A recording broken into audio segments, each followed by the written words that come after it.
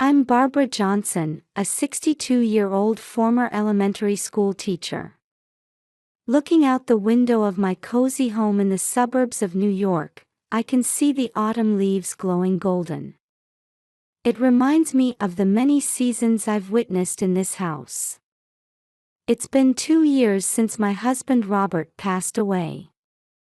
Although I'm financially comfortable, there's an emptiness in my heart that seems impossible to fill. As I sip my morning coffee, I think about my only son, Michael.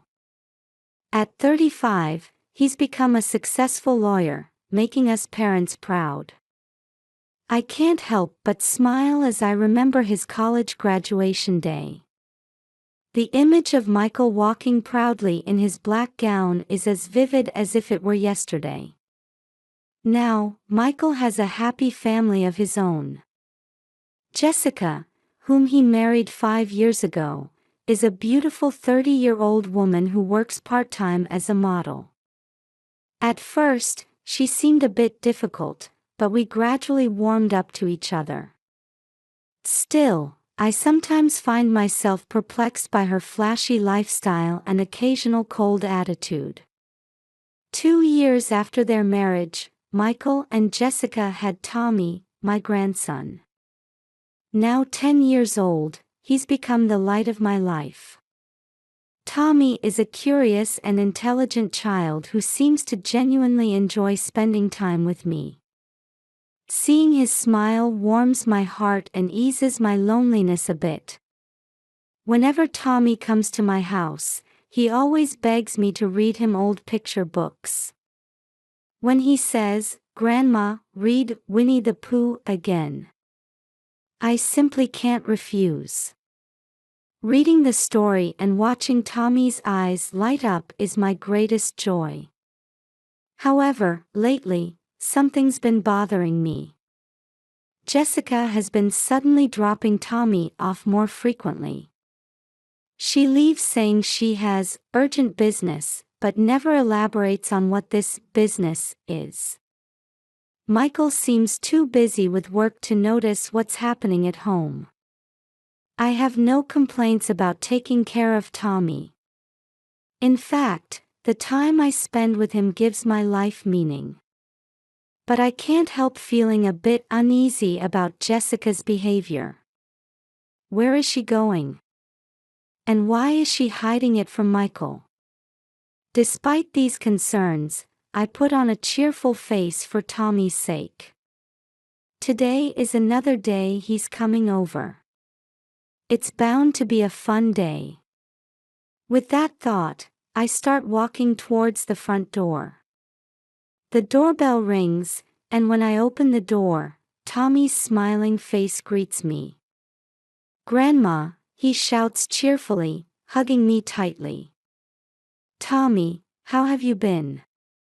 I ask gently. Jessica seems to be in a hurry, saying, "Thanks, Barbara.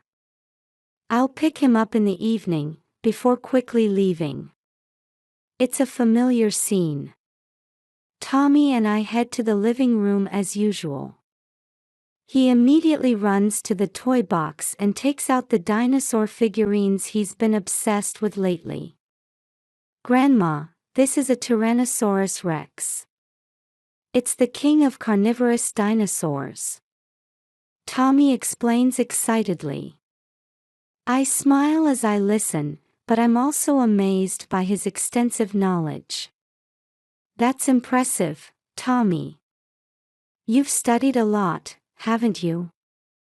We spent the morning playing with toys while I listened to Tommy's dinosaur stories. For lunch, I made Tommy's favorite grilled cheese sandwich. "Grandma, your sandwiches are the best in the world," Tommy says with his mouth full. After lunch, we decided to go out to the garden to get some exercise.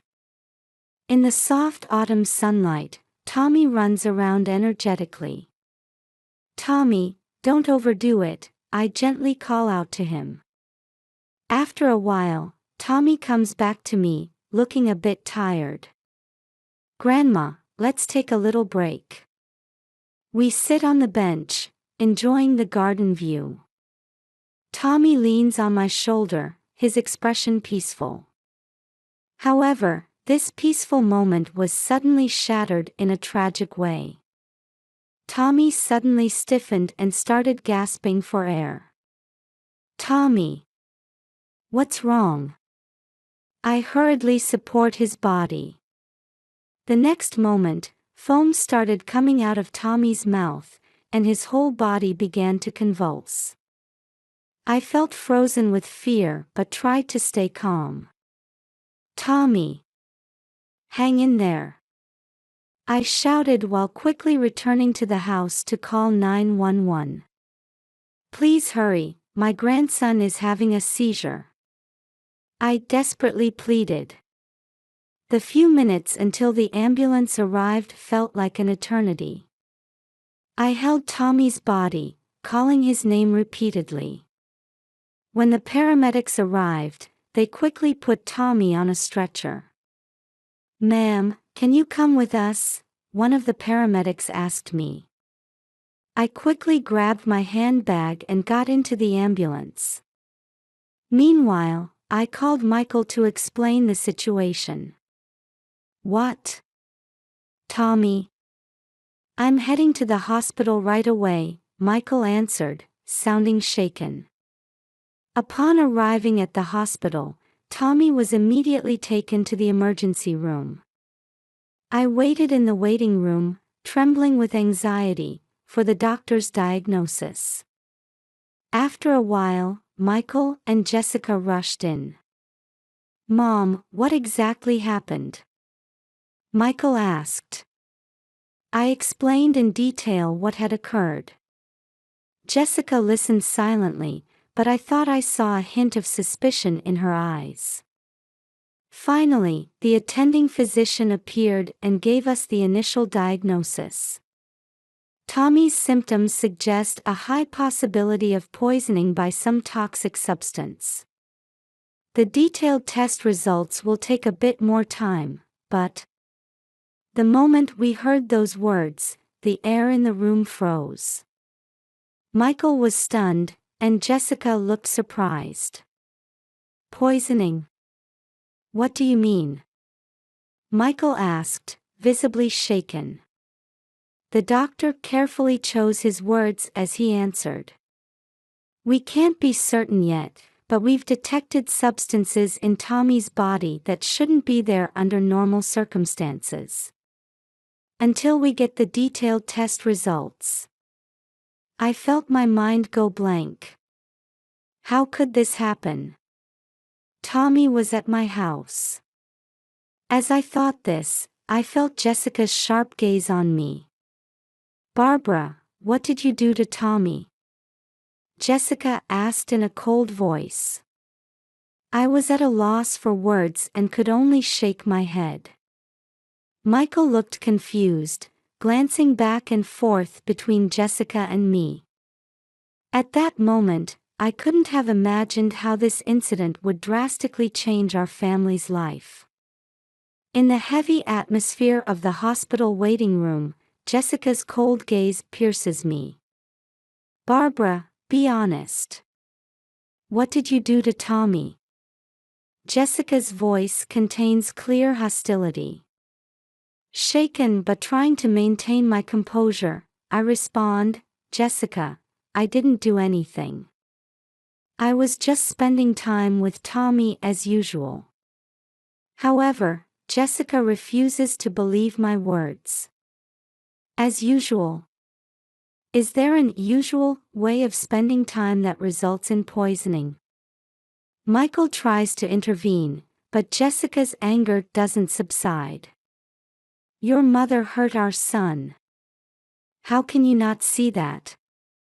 I can't believe my ears. Could Jessica really think I'm the cause of Tommy's poisoning? "Jessica, calm down. We don't know the details yet," Michael says in an attempt to reason with her, but to no effect. Jessica confronts me. "You thought Tommy was a nuisance, didn't you? Always being suddenly left with you, it was an inconvenience. I inwardly laugh bitterly at those words. I've never once thought of Tommy as a nuisance. On the contrary, the time spent with him was my reason for living. However, Jessica's fierce accusations start to plant seeds of doubt in my mind. Could I have unknowingly given Tommy something harmful? I desperately try to recall my actions. Jessica, Mom would never do such a thing. Michael tries to defend me, but Jessica won't listen. You always take your mother's side. Think about our family. At those words, Michael's expression clouds over. I feel the pain of our family's growing rift. A nurse comes to explain Tommy's condition. Your child is stable, but he hasn't regained consciousness yet. It will take a bit more time for the detailed test results to come back. Those words bring a moment of relief, but it's quickly overwhelmed by a sense of self-reproach. Why did this happen to Tommy? Did I overlook something? Michael places his hand on my shoulder. Mom, it's going to be okay. Tommy will get better. His kindness brings tears to my eyes. However, Jessica's cold gaze negates that warmth. Michael, let's go home. We'll come back tomorrow, Jessica says. Then, turning to me, she sternly says, you stay away from Tommy. Michael looks conflicted but ends up following Jessica. As they leave, he whispers, Mom, I'll call you later. Left alone in the hospital waiting room, I'm enveloped by a deep sense of loneliness. How did it come to this? Various thoughts swirl in my head. The next day, I received a call from Michael. Mom, Jessica reported this to the police. She still suspects you. I'm shocked by his words. The police. Michael, I really didn't do anything. I know, Mom. I believe you. But it's going to be hard to convince Jessica. Michael's words offer some comfort, but I acutely feel the division in our family. Later, I had to undergo police questioning. With trembling hands, I explained in detail what happened that day. The officer listened calmly, but I thought I saw a hint of doubt in his eyes, which increased my anxiety. When I returned home, I became conscious of the neighbors' glances. Has the rumor already spread? As I spend days cooped up at home, I can't stop thinking about Tommy. One day, Michael visited me alone. Mom, are you okay? I tell him about the current situation through tears. Michael listens silently. Mom, I've been thinking. Don't you think there's something strange about this situation? At those words, I look up. Michael's eyes showed that he had seen through something. Jessica's behavior, it's a bit unnatural. As if she's hiding something. Michael's words plant a new doubt in my mind. And suddenly, small incidents that I had never paid attention to before started to take on significant meaning. As Michael's words echoed in my head, we received a call from the hospital. They said the detailed test results for Tommy were out. We rushed to the hospital, where the attending physician guided us to the examination room. Jessica was there too, but she wouldn't meet my eyes. The test results show that the substance detected in Tommy's body was a toxin called amatoxin, the doctor began explaining carefully. This is a toxin found in a poisonous mushroom called the death cap. At those words, the room fell silent. Death cap. Michael asks in surprise. There's no way Tommy would eat something like that. The doctor continues, this toxin is extremely dangerous, causing severe symptoms even in small amounts. Fortunately, thanks to early detection and appropriate treatment, Tommy's life is not in danger, but it will still take time for a full recovery. My head is spinning. Death cap.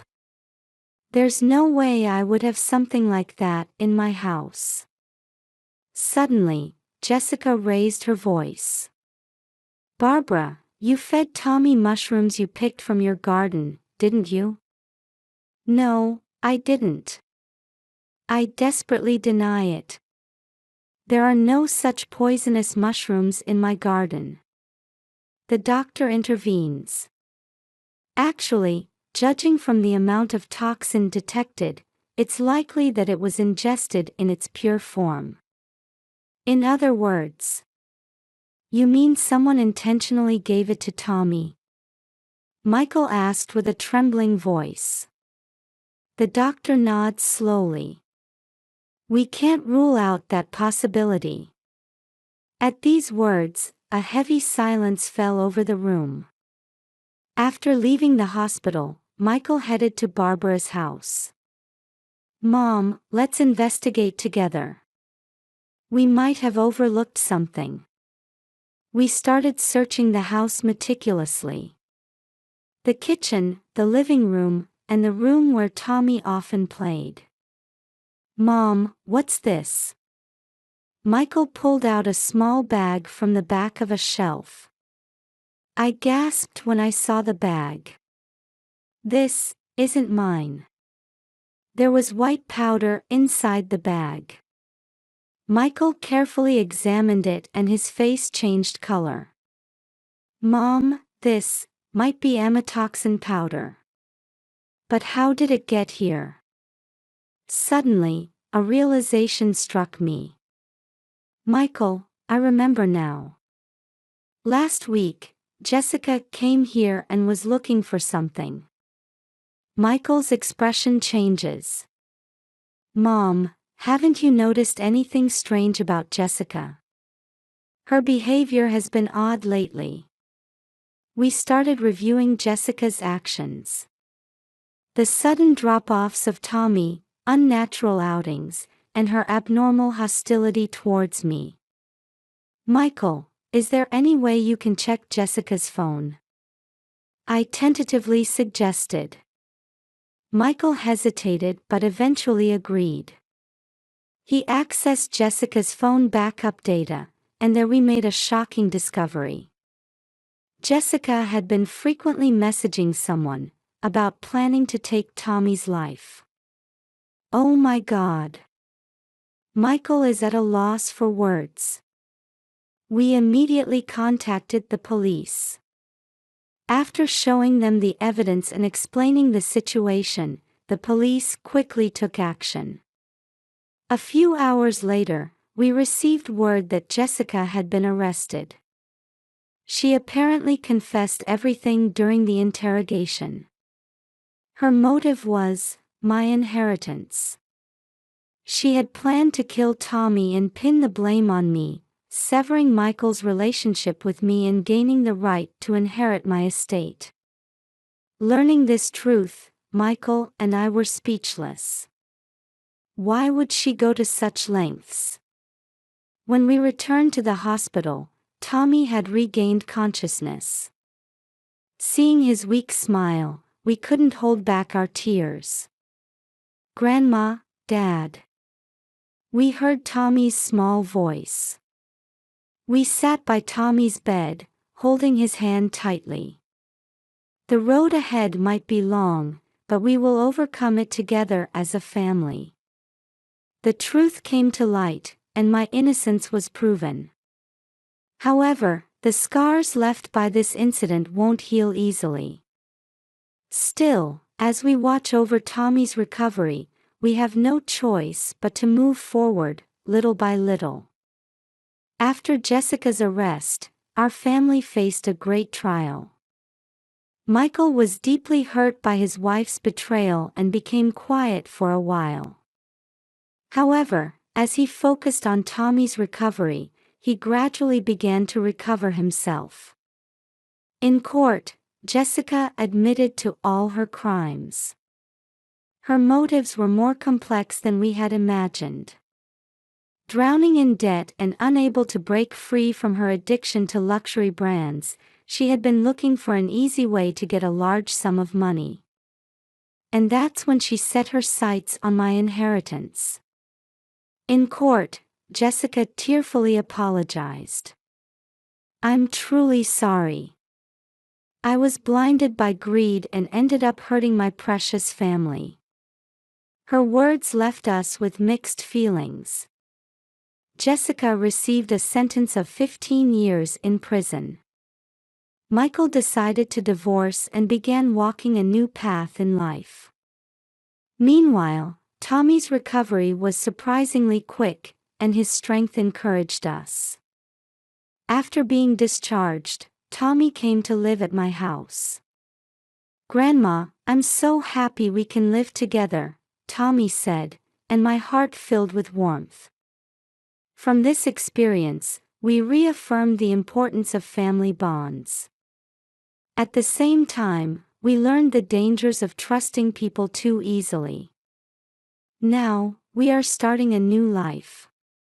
Michael is devoted to his work while cherishing his time with Tommy. I feel that my mission is to protect this family. While we have anxieties about the future, we also have hope. If we could overcome this ordeal, surely we can overcome any difficulty.